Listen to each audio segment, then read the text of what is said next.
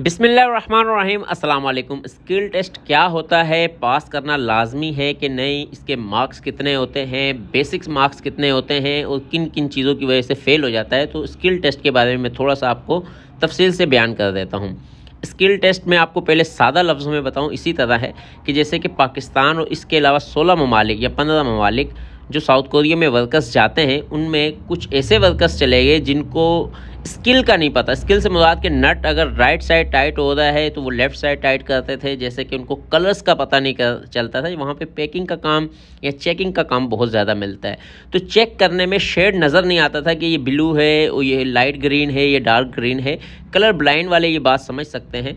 या फिर इसके अलावा चलने फिरने में या दिमागी तौर पे थोड़े से ऊपर नीचे उनको नज़र आए तो उन्होंने कोरियन ज़बान के टेस्ट के साथ स्किल टेस्ट लाजिम कर दिया।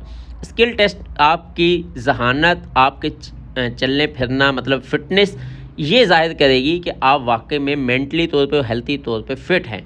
जैसे कि आपसे थोड़ा सा चलाया जाएगा, थोड़ा सा वज़न उठाया जाएगा, आपकी उंगलियां पूरी होनी चाहिए, कटी हुई नहीं होनी चाहिए।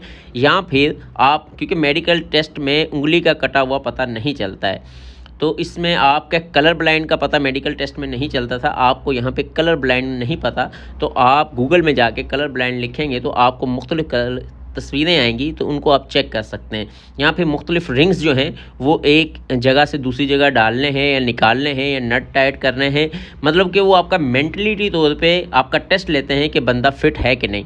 बेसिक जो इसके 40 नंबर हैं उसमें वो आसान है बहुत ज़्यादा। वो आप थोड़ा सा 15 से 20 किलो का वज़न एक जगह से उठा के दूसरी जगह रखेंगे, दूसरी जगह से फिर तीसरी जगह उठक बैठक करेंगे, ताकि वो देखेंगे आपकी कमर में दर्द नहीं है, आपके बाजुओं में जान है, आपकी टांगों में जान है कि आप चल फिर सकते हैं। इसके अलावा इसमें बताया गया है अवश्य इसकी वेबसाइट में कि अगर आप आम शलवार कमीज़ में जाएंगे तो भी कोई मसला नहीं है, मगर अच्छा है कि आप वाइट शर्ट और ब्लू ट्राउज़र पहनकर और साफ़ सुथरे होकर वाइट जॉगर्स में जाएं, ताकि वहाँ पर पता चले कि डिसिप्लिन भी कोई चीज़ है, क्योंकि कोरियंस वहाँ पे मौजूद होते हैं स्किल टेस्ट के दौरान। तो इसके अलावा आपसे कोरियन ज़बान एक पेज पढ़ाया जाता है।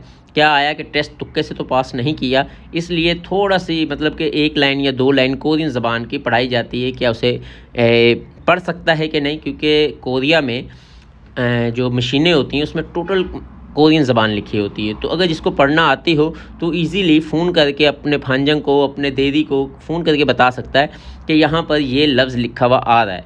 तो इसलिए ये लाजमी है कि वो कोरियन पढ़ना आनी लाजमी चाहिए।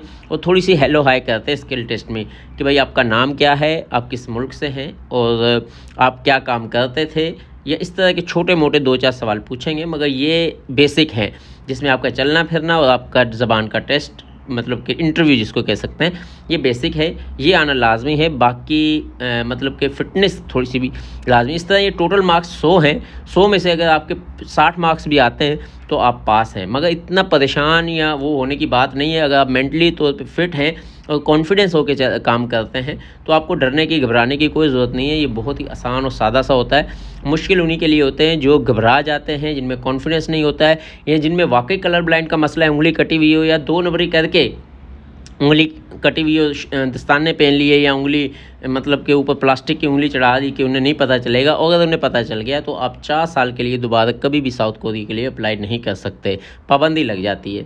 तो इसलिए अगर आपने स्किल टेस्ट का टेस्ट देना है तो इन चीज़ों का ख्याल रखें।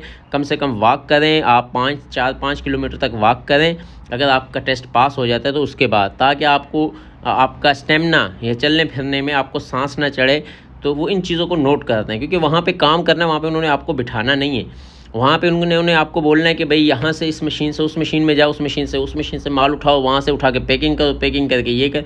उन्होंने 12 घंटे आपको या 10 घंटे या 8 घंटे या 16 घंटे आपको भगाना है, जितने भाग सकते हैं। तो यहाँ पे स्किल टेस्ट में आपका स्टेमिना पता चलता है, आपका कॉन्फिडेंस, आपके जहानियत, इन चीज़ों को वो मुआयना करते हैं और फिर आपको मार्क्स देते हैं।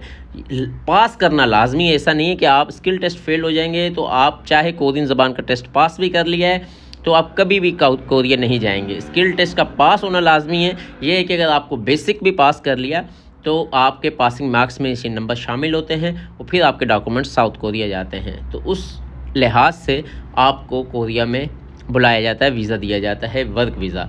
तो बाकी वर्क वीज़े के बारे में तमाम मालूमात मैंने मुख्तलिफ वीडियोज़ में बताई हुई हैं, तो इसलिए मैं बता रहा हूँ कि कोरियन ज़बान के साथ साथ आपको स्किल मतलब मेंटली तौर पे भी आपको फिट होना लाजमी है। आज तक के लिए इतना ही काफ़ी। अपना और अपने दोस्तों का ख्याल रखिएगा।